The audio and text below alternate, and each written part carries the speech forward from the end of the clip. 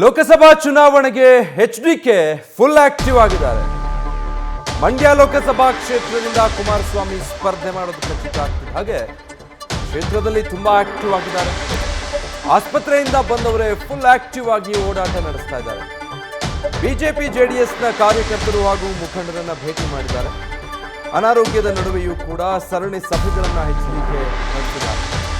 ಚುನಾವಣೆಯಲ್ಲಿ ಕಮಲ ದಳ ಗೆಲ್ಲಿಸೋದಕ್ಕೆ ಎಚ್ಡಿಕೆ ರಣತಂತ್ರ ರೂಪಿಸ್ತಾ ಇದ್ದಾರೆ. ಅದಕ್ಕಾಗಿ ಇಷ್ಟು ಶ್ರಮವನ್ನು ಕೂಡ ಹಾಕ್ತಾ ಇದ್ದಾರೆ. ಡೀಟೇಲ್ಸ್ ಕೊಡ್ತಾರೆ ಮಂಜುನಾಥ್, ಲೈವ್ ನಲ್ಲಿ ಜಾಯ್ನ್ ಆಗ್ತಾ ಇದ್ದಾರೆ. ಮಂಜುನಾಥ್, ಶಸ್ತ್ರಚಿಕಿತ್ಸೆ ಮುಗಿಸಿ ಬರ್ತಿದ್ದ ಹಾಗೇನೆ ಒಂದು ಸುದ್ದಿಗೋಷ್ಠಿ ನಡೆಸಿದ್ರು. ಅಲ್ಲಿಂದ ಎಚ್ಡಿಕೆ ಆಕ್ಟಿವ್ ಆಗಿರೋದು ಈ ಬಾರಿಯ ಚುನಾವಣೆಯಲ್ಲಿ ಅವರ ಕಮಿಟ್ಮೆಂಟ್ ಏನು ಅನ್ನೋದನ್ನು ತೋರಿಸ್ತಾ ಇದೆಯಾ ಅಂತ.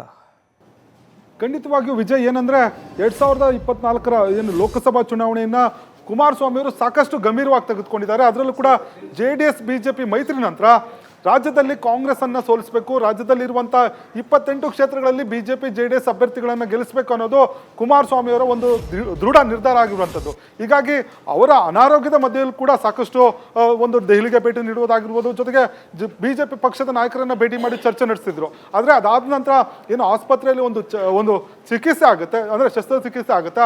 ಅದಾದ ನಂತರ ಕುಮಾರಸ್ವಾಮಿ ಅವರು ಬೆಂಗಳೂರಿಗೆ ಬಂದ ಕೂಡಲೇ ಫುಲ್ ಆಕ್ಟಿವ್ ಆಗಿರುವಂಥದ್ದು.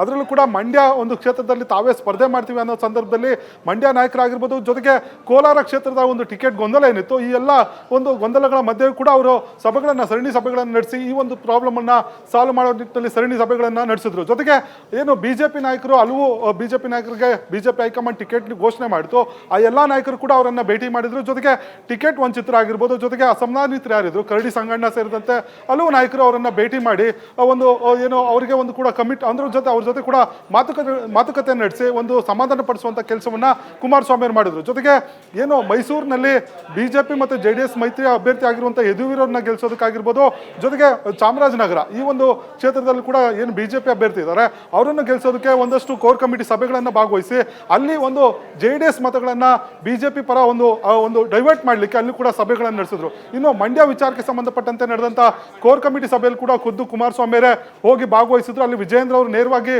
ಕುಮಾರಸ್ವಾಮಿ ಅವರ ಹೆಸರನ್ನು ಕೂಡ ಘೋಷಣೆ ಮಾಡಿರುವಂಥದ್ದು. ಅದಾದ ನಂತರ ಈಗ ಏನು ಇವತ್ತು ಸಮನ್ವಯ ಸಮಿತಿ ಸಭೆ ಇತ್ತು. ಈ ಸಮನ್ವಯ ಸಮಿತಿ ಸಭೆ ಸಾಕಷ್ಟು ಬಹಳ ಪ್ರಮುಖವಾದಂತಹ ವಿಚಾರ. ಯಾಕಂದ್ರೆ JDS ಮತ್ತೆ BJP ಮೈತ್ರಿ ಆದ ನಂತರ ಈ ಒಂದು ಮೈತ್ರಿ ಸಕ್ಸಸ್ ಆಗ್ಬೇಕಾದ್ರೆ ಎರಡೂ ಪಕ್ಷಗಳ ಕಾರ್ಯಕರ್ತರಲ್ಲಿ, ಮುಖಂಡರಲ್ಲಿ, ಜೊತೆಗೆ ಶಾಸಕರಲ್ಲಿ ಕೂಡ ಒಂದು ಸಮನ್ವಯ ಸಾಕಷ್ಟು ಪ್ರಮುಖ ಪಾತ್ರ ವಹಿಸುತ್ತೆ. ಹಾಗಾಗಿ ಇವತ್ತು ಒಂದು ಸಮನ್ವಯ ಸಮಿತಿಯನ್ನು ಕೂಡ ಭಾಗವಹಿಸಿದ್ರು. ಹೀಗಾಗಿ ಒಟ್ಟಾರೆ ಹೇಳೋದಾದ್ರೆ ಕುಮಾರಸ್ವಾಮಿ ಅವರು ಆಸ್ಪತ್ರೆಯಿಂದ ಬಂದ ನಂತರ ಫುಲ್ ಆಕ್ಟಿವ್ ಆಗಿ ಪಕ್ಷವನ್ನ ಗೆಲ್ಲಿಸುವ ನಿಟ್ಟಿನಲ್ಲಿ, ಜೊತೆಗೆ JDS BJPಯನ್ನ ಯಶಸ್ವಿಗೊಳಿಸುವಲ್ಲಿ ಸಾಕಷ್ಟು ಪ್ರಯತ್ನಗಳನ್ನ, ಒಂದಷ್ಟು ಎಫರ್ಟ್ಗಳನ್ನ ಜಾಸ್ತಿ ಆಗಿ ಹೆಚ್ಚಾಗಿ ಆಗ್ತಾ ಇರುವಂತದ್ದು. Vijay, thank you Manjunath. News first ನಿರ್ಭೀತಿಯಿಂದ ನಿಮ್ಮ ಪರವಾಗಿ.